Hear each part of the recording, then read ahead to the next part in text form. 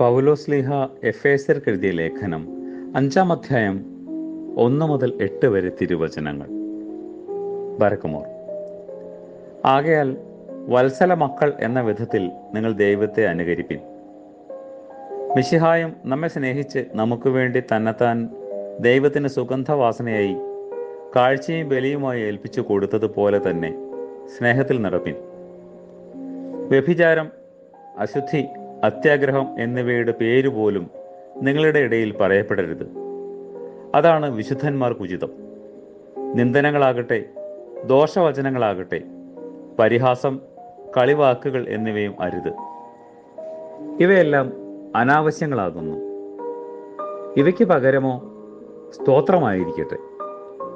വ്യഭിചാരി, അശുദ്ധൻ, വിഗ്രഹാരാധിയായ ദ്രവ്യാഗ്രഹി ഇവർക്കാർക്കും മിശിഹായുടെയും ദൈവത്തിൻ്റെയും രാജ്യത്തിൽ അവകാശമില്ല എന്ന് നിങ്ങൾ അറിഞ്ഞുകൊള്ളണം. വ്യർത്ഥവാക്കുകൾ കൊണ്ട് ആരും നിങ്ങളെ വഞ്ചിക്കാതിരിക്കട്ടെ. ഇവ നിമിത്തമാണല്ലോ ദൈവകോപം അനുസരണമില്ലാത്ത മക്കളുടെ മേൽ വരുന്നത്.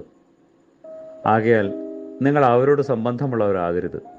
എന്തെന്നാൽ നിങ്ങൾ അന്ധകാരമായിരുന്നു, ഇപ്പോഴാകട്ടെ നിങ്ങൾ നമ്മുടെ കർത്താവ് മൂലം പ്രകാശമാകുന്നു.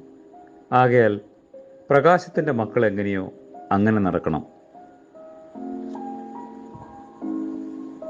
കരുണാമയനായ ദൈവമേ, ഞങ്ങളുടെ മനസ്സിനെ നീ ഭേദപ്പെടുത്തി നിന്നിലേക്ക് ആകർഷിക്കണമേ. ആമേൻ.